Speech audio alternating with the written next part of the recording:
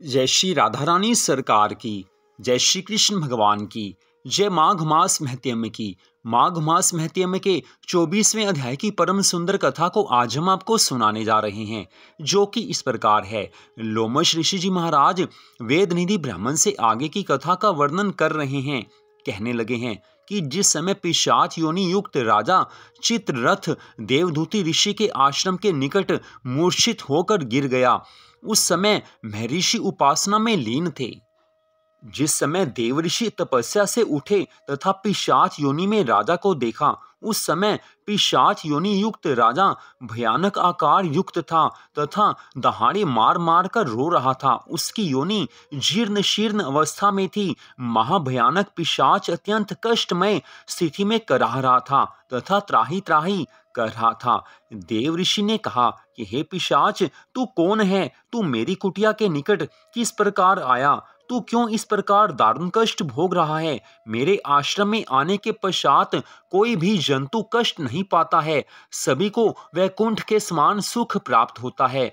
अतः हे पिशाच, तू निर्भय होकर अपने दारुण दुख को भय रहित होकर वर्णन कर, बता मैं तेरी क्या सहायता कर सकता हूँ। पिशाच योनि युक्त राजा ने अनेक योनियों के पश्चात ऐसे शांतमय वचन सुने थे। राजा का रोना बंद हो गया। ऋषि के ऐसे वचन सुनकर पिशाच को लगा कि उसके आधे कष्ट दूर हो गए हैं। जब कोई प्रेम भाव से किसी को बात करके बुलाता है, किसी से प्रेम भरे मीठे वचन कहता है, तो सामने वाला कुछ शांत तो हो ही जाता है। पिशाच ने ऋषि के चरण पकड़ लिए हैं और कातर युक्त वाणी से कहा है कि हे ऋषिवर, आपकी मनोहर शीतल और प्रेम युक्त वाणी तथा वचन सुनते ही मेरी आत्मा को शांति और शीतलता प्राप्त हुई है।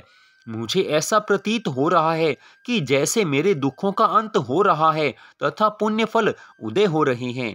ये कहकर पिशाच आत्मा ने ऋषि से कहा है कि हे ऋषिवर, मैं मनुष्य योनि में राजा था। मेरा नाम चित्ररथ था। मेरी प्रजा सुख और वैभव से पूर्ण संपन्न थी, परंतु जब बुरा समय आ गया, मेरी संगति बुरी हो गई, या ऐसे कह लीजिए बुरी संगति के प्रभाव से मेरा बुरा समय आ गया। मेरी प्रवृत्ति बदल चुकी थी। मैं भगवान की भक्ति करना बंद कर चुका था। उस समय मैं क्रूर हो गया। भोग विलास में मैं फंसता गया। प्रजा पर अत्याचार करने लगा। भगवान के भक्तों को कष्ट देने लगा। प्रजा मेरे अत्याचारों से त्राही त्राही करने लगी। प्रजा जितनी दुखी होती, मैं उतना ही खुश होता। अपने अभिमान और गर्व के मद में अत्याधिक गर्वित होकर मैं सबको दुख देने लगा तथा भगवान विष्णु, जिनका नाम लेने मात्र से मनुष्य को वैकुंठ धाम की प्राप्ति हो जाती है, उनका ही अनादर करने लगा। हे ऋषिवर, इस प्रकार संपूर्ण चराचर के स्वामी तथा वैकुंठ लोक के स्वामी और वैकुंठ लोक देने वाले श्री हरि विष्णु भगवान जी का अनादर करने के कारण ही मुझे भयानक पिशाच योनि तथा नरक के कष्ट भोगने पड़ रहे हैं। पिशाच के कष्टों का वर्णन सुनकर ऋषि कहने लगे हैं कि हे मूर्ख, तूने माया, मद, लोभ और काम के वशीभूत होकर भयंकर जघन्य अपराध किया है। भगवान विष्णु, जो सृष्टि की उत्पत्ति करने वाले और संहार करने वाले हैं, उनका ही तूने घोर अनादर किया है। पापी तथा दुष्ट भी भगवान विष्णु का नाम लेने मात्र से वैकुंठ लोक को प्राप्त करते हैं। जिनके यश का बखान करते समय हम ऋषि मुनि कभी नहीं थकते हैं तथा उनकी वंदना में सदैव लीन रहते हैं। उन प्रभु श्री नारायण भगवान की आराधना तो प्रत्येक प्राणी को जन्म जन्मांतर तक करते रहना चाहिए तथा उनकी आराधना चारों वर्णों को चारों आश्रमों में करना उचित है। हे मूर्ख, वेदोक्त धर्म शाश्वत है, ये संदैव चिरंजीवी है। सनातन धर्म का पालन करने वाले प्राणी कभी दुखी नहीं रहते हैं। जो प्राणी असत्य का संरक्षण लेते हैं, धर्म के विपरीत चलते हैं, भगवान की भक्ति नहीं करते, सबको दुख देते हैं, वे सदैव कष्ट पाते हैं। अरे मूर्ख प्राणी, भगवान विष्णु तथा भगवान शिव तो लोक परलोक के स्वामी हैं, उनकी ही तूने निंदा की। तूने तो जघन्य अपराध किया किया है, तेरा तो दंड उचित है और तुझे निरंतर ये दंड भोगना ही पड़ेगा। ये सुनकर पिशाच त्राहिमाम करता हुआ बिलख बिलख कर रोने लगा है और उसने मुनिवर के चरण पकड़ लिए हैं। कहने लगा है कि हे ऋषिवर, मुझे बचाओ, मैं अत्यंत कष्ट में हूँ, महापापी हूँ। मैंने त्रिलोकीनाथ भगवान विष्णु का घोर अपमान किया है, किंतु अब आपकी शरण में आया हूँ, मेरे कष्टों का आप निवारण कीजिए। ऋषि ने सुकोमल हाथों से पिशाच राजा के मस्तक पर हाथ फेरा है और कहने लगे हैं कि हे भद्र, तुमने वास्तव में घोर अपराध किया है। हे राजन, निश्चय ही श्री हरि विष्णु भगवान जी से द्रोह करने के कारण ही तुमको घोर नरकों का कष्ट भोगना पड़ा। जहां तक तुम्हारी मुक्ति का प्रश्न है, उसका तुम्हें उपाय बताता हूँ, ध्यान से सुनो। देवधूति ऋषि कहने लगे हैं कि हे भद्र, अगले मास ही माघ मास प्रारंभ होने वाला है। संभवतः तुम्हारे कष्टों का निवारण शीघ्र ही होने वाला है। तुम तुरंत ही महान तीर्थ राज प्रयाग में चले जाओ। वहां गंगा, यमुना तथा लुप्त सरस्वती का पवित्र संगम है। यह शास्त्रोक्त तथ्य है कि संगम में स्नान करने से सब प्राणियों के तमाम कष्ट नष्ट हो जाते हैं। जिस प्रकार सूर्य की किरण अंधकार का नाश कर देती है, उसी प्रकार पवित्र तीर्थ प्रयागराज में स्नान करने से समस्त जन्मों के सब पापों का नाश हो जाता है। संक्षेप में मैं इतना ही कहता हूँ कि तीर्थ राज प्रयाग अत्यंत पुण्य स्थल है। वहां स्नान करने का फल अद्वितीय है, जिसका वर्णन नहीं हो सकता है। संगम में स्नान करने से सब पापों का नाश हो जाता है, सब कष्ट दूर हो जाते हैं। इस कारण संगम का स्नान अवश्य करना चाहिए। संगम के स्नान के बराबर ना तो कोई तपस्या है, ना ही कोई जप है। प्रयाग स्नान समस्त यज्ञों में श्रेष्ठ है। संसार के तमाम दान प्रयागराज में संगम के स्नान के सम्मुख तुच्छ हैं।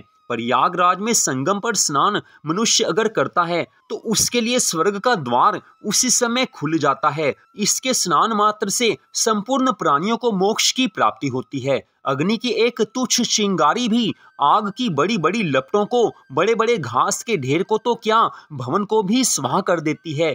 ठीक ऐसे ही प्रयागराज में स्नान करने मात्र से मनुष्य के सभी जन्मों के सब पापों का एक ही क्षण में नाश हो जाता है, भगवान की कृपा मिलती है। तू समझ ले कि त्रिवेणी स्नान मात्र से तेरी पिशाच योनि नष्ट हो जाएगी, तेरे जन्म जन्म के कष्ट दूर हो जाएंगे।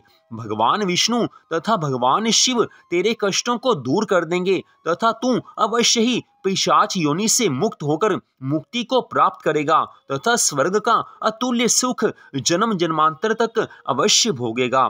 ऋषि कहने लगे हैं कि हे राजन, मेरी वाणी में इतनी शक्ति नहीं है, इतनी सामर्थ्य नहीं है कि मैं प्रयागराज के स्नान का संपूर्ण महात्म्य की तुमसे व्याख्या कर सकूं, क्योंकि प्रयागराज में संगम स्नान का पुण्य अलौकिक है। ये एक सत्य वृत्तांत है कि केरल का एक ब्राह्मण केवल त्रिवेणी के जल के स्पर्श से मुक्ति को प्राप्त हो गया था।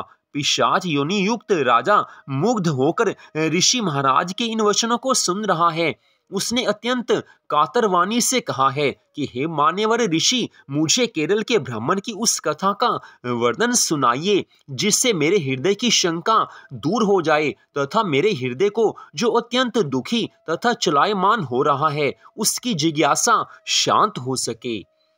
तो यहीं पर आज की इस कथा का विश्राम होता है। इस कथा में प्रयागराज में स्नान की बड़ी सुंदर महिमा का वर्णन किया गया है, लेकिन साथ ही बताया गया है कि प्रयागराज में स्नान की महिमा तो काफी अधिक है, जिसका वर्णन कोई नहीं कर सकता है। इस कारण माघ मास में प्रयागराज में स्नान अवश्य करना चाहिए, लेकिन सबके लिए ऐसा संभव नहीं होता है।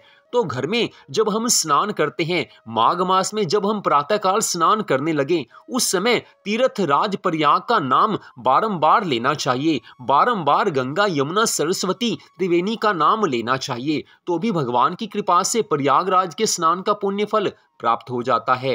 भगवान इतने दयालु हैं, इतने कृपालु हैं कि मनुष्य को घर बैठे भी प्रयागराज में स्नान करने का पुण्य फल प्राप्त हो सकता है, लेकिन स्नान करते समय श्रद्धा भावना से प्रयागराज का नाम लेना है, गंगा, यमुना, सरस्वती मात का नाम लेना है, और इन कथाओं को सुनकर भगवान की कृपा मिलती है।